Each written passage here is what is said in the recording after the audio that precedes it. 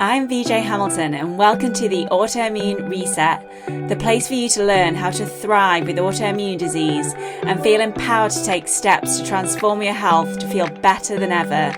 You can start making changes today to improve your health. So with every episode, my mission is to share with you simple ways to up-level your diet and lifestyle with key learnings from my own journey reversing autoimmune disease and inspirational stories from those who have reset their autoimmune symptoms and are now thriving in life. I suffered from autoimmune disease for over 25 years and now I live symptom-free, and I wish the same for you as well. So thank you for being here and sharing this time with me. Now let's get started.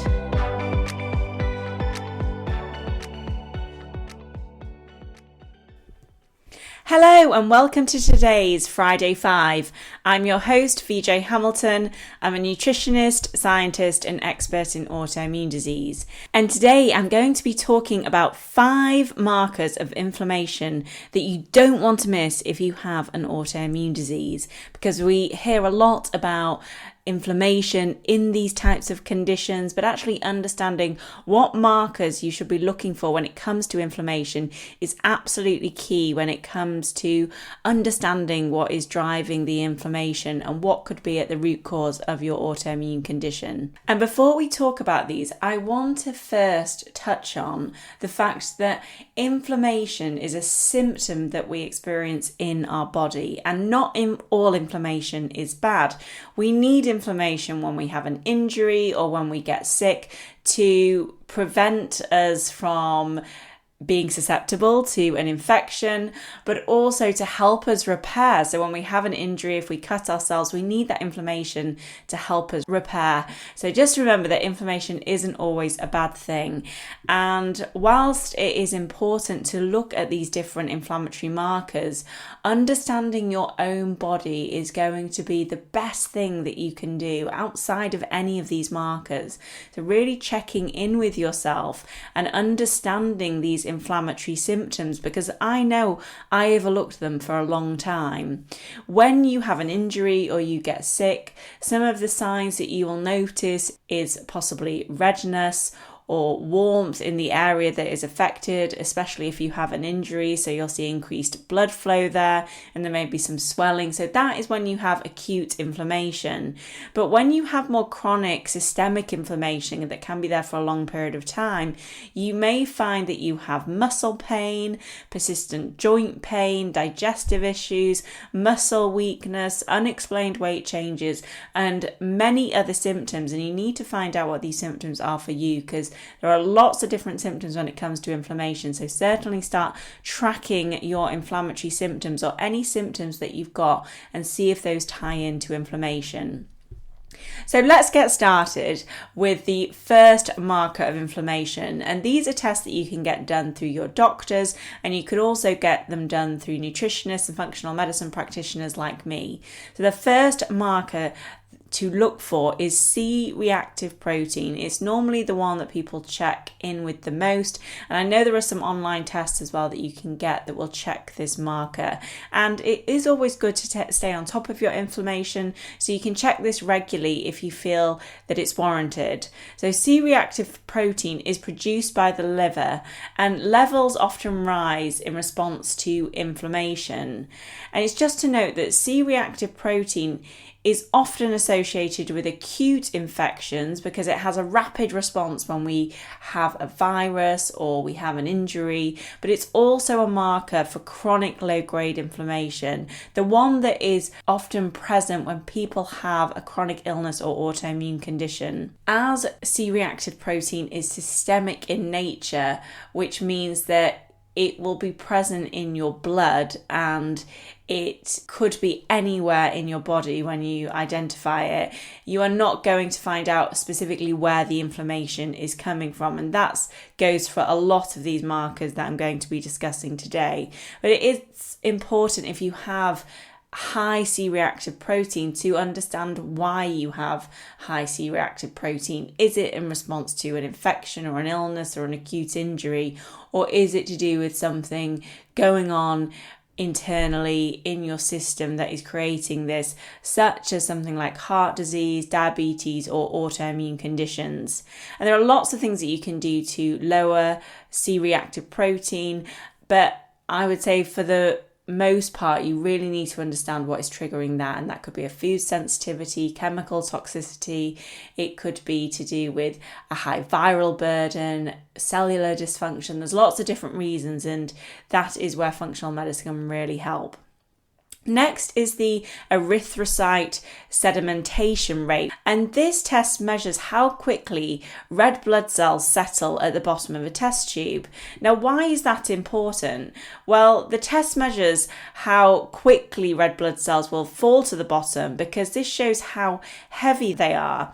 And when inflammation occurs and the liver releases this C-reactive protein, it causes the red blood cells to stick together. When they are stuck together, they are obviously heavier and they are denser as well, and that is why they will sink to the bottom of the test tube.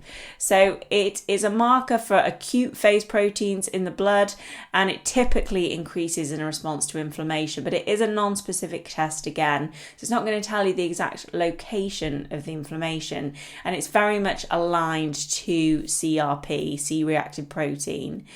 Elevated ECR is linked to various conditions, especially autoimmune diseases and cancers and chronic inflammatory conditions like arthritis and lupus. So it is worth checking this, and you can check it with CRP or separately to CRP, but it is a good marker to be checking in with. If I was deciding between the two, I would go for C-reactive protein because it is slightly more specific than the ESR. Next is Tumor Necrosis Factor-alpha, TNF-alpha. Now, TNF-alpha is a cytokine that is released in response to systemic inflammation and is part of the immune response. So it's a natural part of the immune response. It helps to recruit other immune cells to sites that require it, and that maybe for the right reasons, but often in autoimmune conditions, it is where the immune system starts to attack self-tissue. And because it recruits more immune cells to the site, it's going to cause more inflammation. And it's often seen in conditions like rheumatoid arthritis and Crohn's disease. And it's worth noting that there is a genetic variation, a single nucleotide polymorphism that is associated with this gene. And when you have variations in this gene, it can make you more prone to inflammation. And there is a genetic test that I run at my clinic, the DNA health test, which will look into whether you have variations in this gene. And it's worth knowing that because you know that you're going to be more prone to this type of inflammatory response. Elevated TNF-alpha increases chronic inflammation, as I said, by promoting those pro-inflammatory molecules and enhancing the immune system's activity. And this can become persistent. It can lead to, as I said, autoimmune diseases, but also metabolic diseases, and can cause an increase in sensitivity to environmental stresses. So it means that you might go into a space with lots of chemicals and the next person might do. And if you have raised TNF-alpha or you have variations in that TNF-alpha gene, then you're more susceptible to react to them from an inflammatory perspective. So it's just worth bearing that in mind.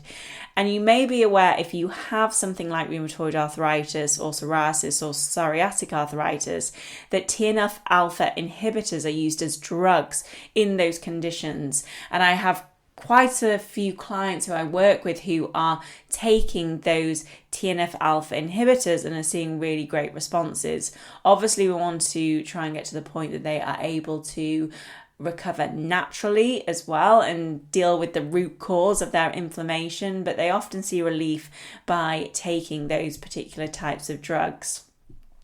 And when it comes to a functional medicine perspective, the importance of gut health is absolutely vital in managing TNF-alpha levels, because when your gut is out of balance, it causes your immune system to become dysregulated. And that's when these cytokines, which recruit inflammatory immune cells, take hold. They can cause even more of an inflammatory response, and that's when we have those chronic symptoms which can create pain, issues with mobility, skin rashes, headaches. All those different symptoms can occur as a result of that.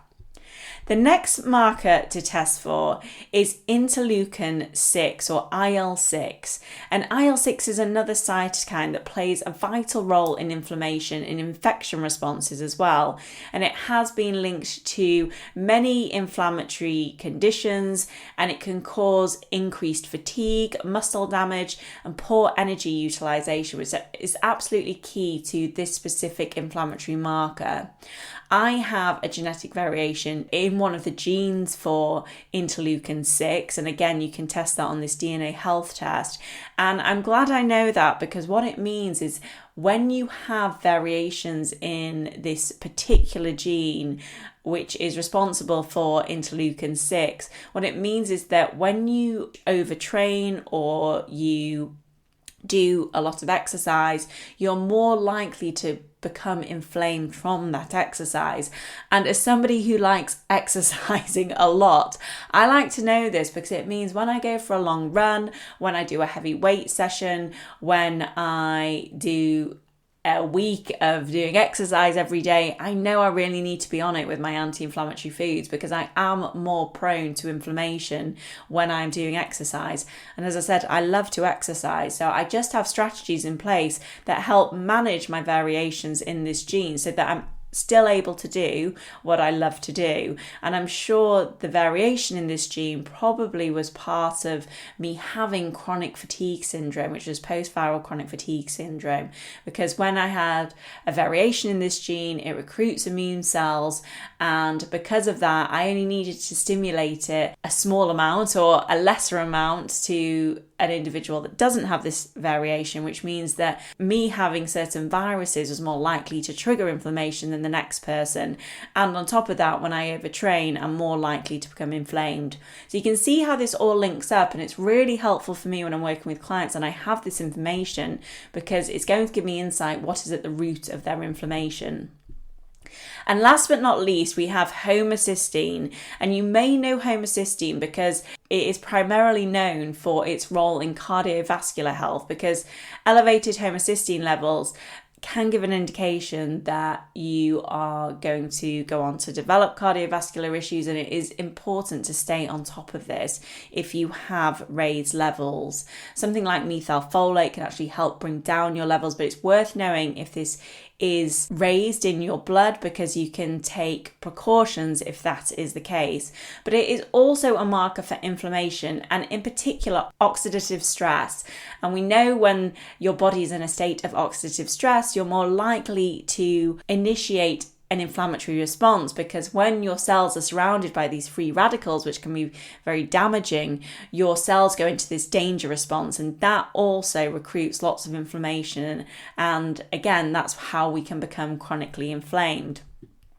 Now, as I said, high homocysteine levels indicate inflammation because they promote oxidative stress. And on top of that, they also increase endothelial dysfunction. And it's the endothelial that is within the vessels that can become damaged, and that can trigger an inflammatory response. This is particularly important when it comes to cardiovascular health, because what can happen when the endothelial lining of the blood vessel is damaged is that it can promote inflammation, in particular white blood cells, into the vascular wall, and that can have a knock-on effect and just keep promoting inflammation in that side. So obviously that's going to damage the vessel, and we know when the vessel is damaged, then you are more likely to have a cardiovascular event, which we want to prevent at all costs. Chronic inflammation in and of itself is not easy to live with, but when it causes that kind of destruction and damage in the vessels, that is when it gets very serious, and we need to do something about that. So knowing your homocysteine levels is absolutely key, and there are various natural strategies that you can take to help lower that. And again, there are some genetic variations which mean you are more prone to having higher homocysteine levels. They're the 5 markers for inflammation that I think it is worth getting checked if you feel that you are inflamed, you have inflammatory symptoms, or you have a diagnosed autoimmune condition and you are looking to keep on top of it and making sure that you don't go into a flare, because inflammation is a trigger for these autoimmune conditions. It also contributes to the development of autoimmune conditions. So it is absolutely crucial that you stay on top of that. Now, what I want to say before we close today is that if you have been tested for these markers and they are all in range and you feel like, well, what is wrong with me? Is it all in my head? Well, no, you can still have localized inflammation even if these markers are not raised. And an example of that would be in the gastrointestinal tract, and there is a marker called calprotectin, which is tested in the GI-FX stool test that I run in my clinic. Calprotectin is a protein which is released by white blood cells during inflammation. Calprotectin has been shown in many studies to be associated with inflammatory bowel disease. And it is one of the tests that your doctors will run for you as well if they suspect inflammatory bowel disease. So you can see that it is important to not just rule out the fact that you have inflammation if these markers are not raised. There might still be something going on even if they are not raised. And when it comes to calprotectin, it's a really great marker to help distinguish between inflammatory bowel disease like Crohn's disease or ulcerative colitis against that non-inflammatory condition like irritable bowel syndrome. But I would say when I'm working with clients who have been diagnosed with IBS, there is often other markers that will be raised like secretory IgA or the eosinophil protein, which is tested again in that stool test, which is a marker for raised histamine and an allergic type reaction in the gut. So it isn't always just one thing. I don't want to confuse you on today's episode, but if you have any questions about this, then please let me know. I also have lots going on this month, which I would love you to be involved in. We have the Nutrition Essentials for Weight Management next Wednesday at 8 p.m, which is the 19th of June.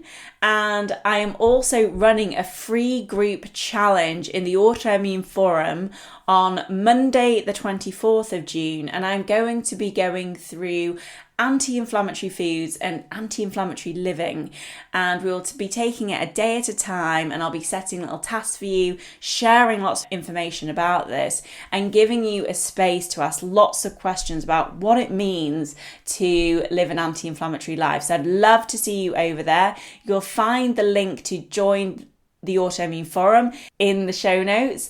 And if you would like to work with me one-to-one, then you can check out my services as well. I will put the link to all the services that I offer in my nutritional therapy practice, the Autoimmunity Nutritionist, if you would like to explore functional testing options and working together one-to-one, and my 3-month health transformation package.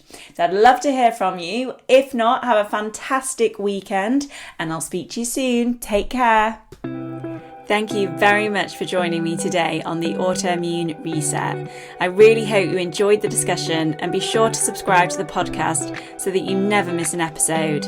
And if you liked it, I would hugely appreciate a review on iTunes, as it helps me understand what you like about the podcast and to help share the information with more people. I'm excited to speak to you next time, and remember, you have the power to take the reins on your health. So keep the faith and celebrate the small wins. Until next time.